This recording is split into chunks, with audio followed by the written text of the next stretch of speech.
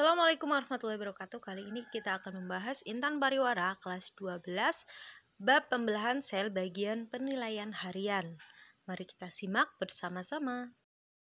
Nomor 1, pasangan antara jenis pembelahan dan tujuannya dalam tabel berikut yang benar adalah, oke, kita cek satu persatu. Yang A, amitosis untuk pembentukan sel kelamin. Bukan ya, ini untuk lebih ke pembelahan biner atau untuk melestarikan jenisnya. Jadi biar bakterinya atau organisme prokariotiknya semakin banyak. Nah, kemudian yang kedua atau mitosis. Nah, mitosis di sini untuk pembentukan sel kelamin, berarti salah. Yang benar mitosis itu untuk regenerasi sel, pertumbuhan dan juga perkembangan. Kemudian yang ketiga, meiosis.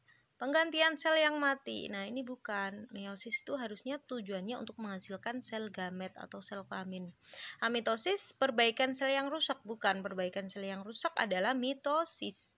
Untuk meiosis, pembentukan sel kelamin. Nah, ini yang paling tepat. Jawabannya yang E. Nomor 2, dalam pengamatan mikroskop, sebuah sel seperti tampak pada gambar.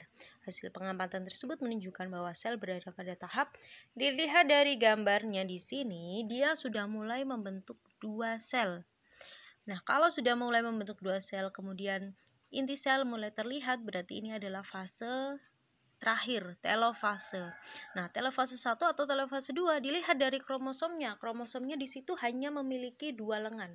Kalau hanya memiliki dua lengan berarti adalah telofase 2. Lalu gimana dengan yang telofase 1? Telofase 1 itu ditandai dengan kromosomnya memiliki 4 lengan atau kromosom tetrad. Jadi jawabannya yang A. Nomor 3, Anissa mengamati sel ujung akar bawang merah yang aktif membelah. Anissa menemukan sebuah sel yang kromosomnya menebal, membran intinya tidak tampak dan memiliki dua sentriol yang tampak menuju kutub yang berbeda. Hasil pengamatan yang diperoleh Anissa menunjukkan bahwa sel sedang mengalami proses pembelahan pada tahap. Di situ kata kuncinya adalah membran intinya sudah melebur atau tidak tampak. Terus sentriolnya sudah menuju ke kutub yang berlawanan, berarti ini adalah tahap awal dari pembelahan sel, yaitu tahap profase. Jawabannya yang E. Nomor 4, cermati gambar salah satu tahap meiosis berikut. Sel pada gambar tersebut sedang mengalami, dilihat dari gambar itu kelihatan kalau kromatinnya memendek dan membentuk kromosom. Kemudian terjadi pindah silang dan sentriolnya sudah mulai bergerak ke kutub yang berlawanan. Berarti di sini adalah fase pertukaran genetik saat profase 1. Jadi jawabannya yang E.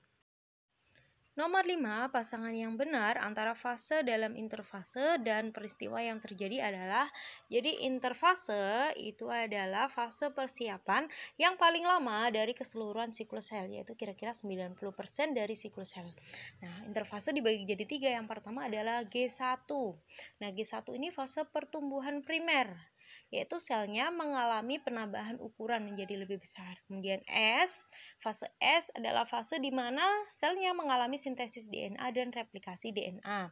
Untuk fase G2, pertumbuhan sekunder, di sini terjadi pertumbuhan lagi dan juga terbentuknya organel-organel sel hingga persiapan sel untuk membelah.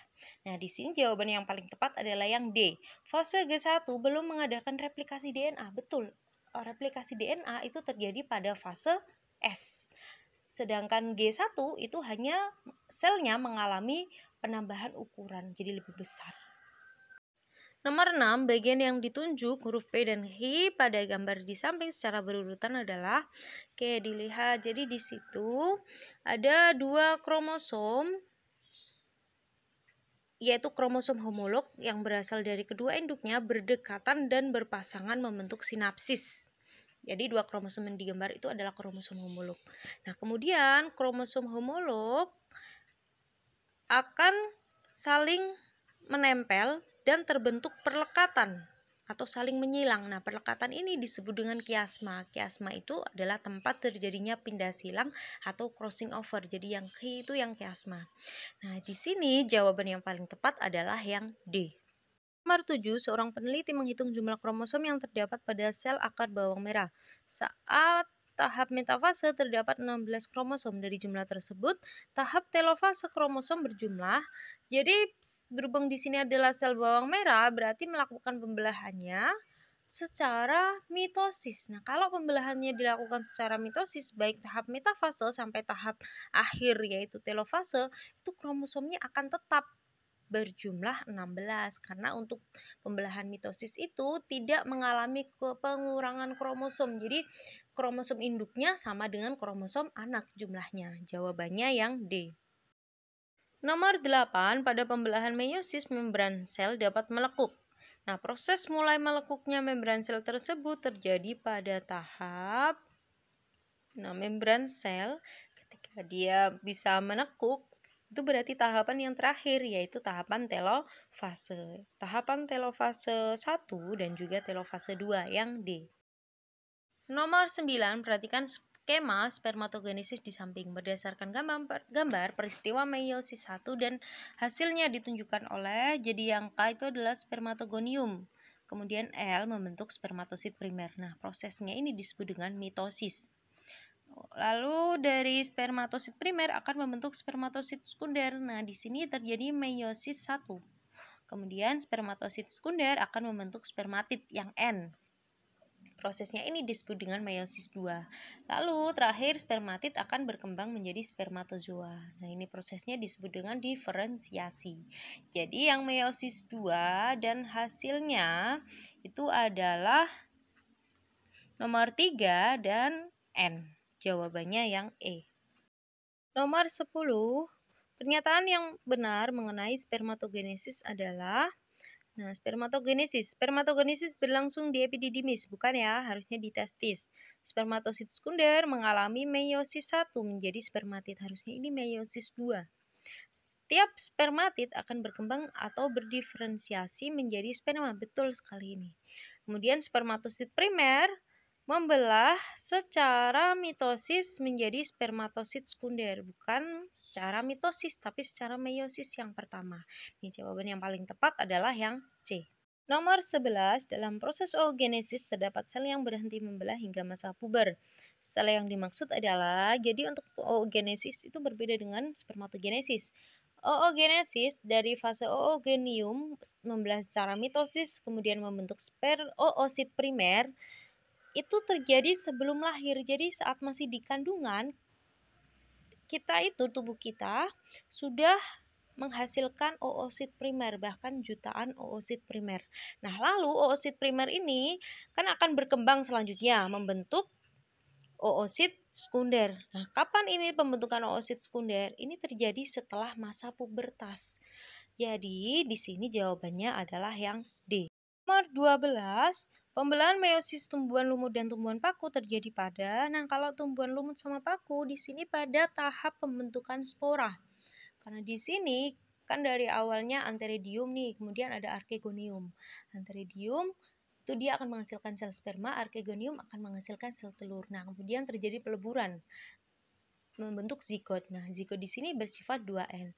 Kemudian zigotnya akan mengalami pembelahan secara meiosis membentuk spora, dan spora di sini bersifat N atau haploid. Jadi jawabannya yang C. Nomor 13, pada proses gametogenesis tumbuhan, serbuk sari dan megaspora secara berturut-turut merupakan hasil pembelahan. Jadi untuk serbuk sari itu gamet jantan ya, sedangkan megaspora itu adalah gamet betina. Nah, sel induk dari gamet jantan itu adalah mikrosporosit, sedangkan sel induk dari betina atau sel induk dari megaspora itu adalah megasporosit. Jadi jawaban yang paling tepat adalah yang A. Nomor 14, perhatikan mekanisme mikrosporogenesis berikut. Nah, di situ yang nomor 1 itu adalah mikrosporosit. Membelah secara meiosis 1 membentuk. Yang nomor 2 adalah sepasang sel haploid.